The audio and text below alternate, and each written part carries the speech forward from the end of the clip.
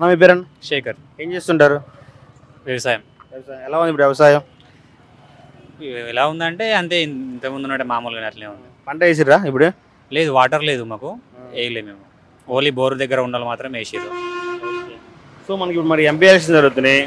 ఈ ఎంపీ ఎలక్షన్స్లో ఎవరు గెలుస్తా అనుకుంటున్నారు జహీరాబాద్ నుంచి? బీజేపీ. బీవీ పటేల్. అవును. ఎందుకు బీజేపీ? ఎందుకు బీజేపీ అంటే ఇంతకుముందు ఉన్నదానికంటే కొంచెం అభివృద్ధి కనపడుతుంది కాబట్టి దేంట్లోనైనా దాని గురించి బీజేపీ సెంట్రల్లో. అంటే మనకి ప్రభుత్వం వచ్చేసి కాంగ్రెస్ ప్రభుత్వం ఉంది, దాని తోడు ఇక్కడ లోకల్ పార్టీ వచ్చి బీఆర్ఎస్ ఉంది. సో ఈ రెండు పార్టీలు కాదని జనాలు బీజేపీకి ఎందుకు ఓటేద్దాం అనుకుంటున్నారు? ఎందుకంటే ఎన్ని రోజులు వీళ్ళు చేసిరు కదా, వీళ్ళు చేసే పనులను బట్టి బీజేపీకి వేద్దామని ఆలోచిస్తారు. ఎందుకంటే మన దగ్గర బీజేపీ లేదు ఇప్పుడు.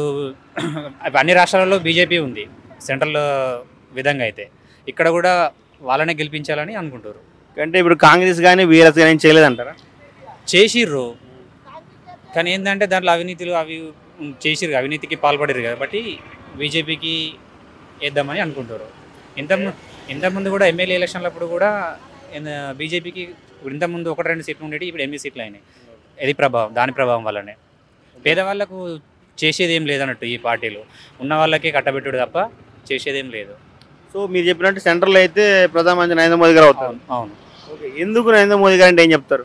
ఎందుకంటే వారి నాయకత్వం అనేది చాలా బలంగా ఉంది, మంచి చేయడానికి ఎక్కువ ఆలోచిస్తాడు కాబట్టి. ఓకే, సో ఇప్పుడు ఆయన 10 ఏళ్ళు పరిపాలించారు, మళ్ళీ వస్తారంటారా? వస్తారు. ఎలా, ఎంత గ్యారంటీ? కొన్ని తక్కువ పోయినసారి కొన్ని తక్కువ సీట్లు అయినా సరే కానీ బీజేపీ వస్తుంది. కాకా ఏం పేరు? నా పేరు ఆకుల కిష్టయ్య గాంధారి. కిష్టయ్య గారు ఏం చేస్తుంటారు? వ్యవసాయం చేస్తాము. ఎలా ఉంది వ్యవసాయం ఇప్పుడు? వ్యవసాయంలో శనగలు మొదలు సార్, వానకాలం పంటలు గంత వాడినాయి, పుల్లు వర్షాలు పడ్డాయి. ఇప్పుడు ఏం వేసారు? ఎండాకాలం ఏమేమి వేసారు మరి? ఇప్పుడు యాసంగి మక్కేసినాము, శనగలు మొదలే, ఒక్క సైడ్ శనగలు వేసినాము, 3 బిఘాలు మొదలే.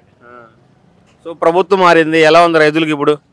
రైతులకు అంతేం లేదు సార్. మేము కరెంటుకి పెట్టుకున్నాం, కరెంట్ రాలేదు. సిలిండర్ పెట్టుకున్నాం, సిలిండర్ రాలేదు. ఎదురు రాలేదు కరెంటు. వచ్చిన వాళ్ళకి మస్తు మందికి వచ్చినాయి, మాకు రాలేదు సబ్సిడీ. మరి వాళ్ళు రాంగ్ రాశారా అయితే తెలియదు సార్. సో మీరే పెట్టుకున్నా రావట్లేదు సార్. ఇంటింట్లో వచ్చి సర్వే చేయాలి అసలు. అప్పుడు మేము గరిగాలం ఉన్నాం, మా కరెంట్ బిల్లు పిరి రాలేదు. పక్కన కాస్త మాకు కలకలాంటి పేద పిరి వస్తే మేము పైసలు కట్టుకుంటే సిలిండర్ కూడా పైసలు వస్తలేవు. ఓకే కావాలి. సరే, ఇప్పుడు మరి పార్లమెంట్ ఎలక్షన్ జరుగుతున్నాయి, మరి ఏ పార్టీ కొట్టేద్దాం అనుకుంటున్నావు? బీజేపీకి ఇస్తాం సార్.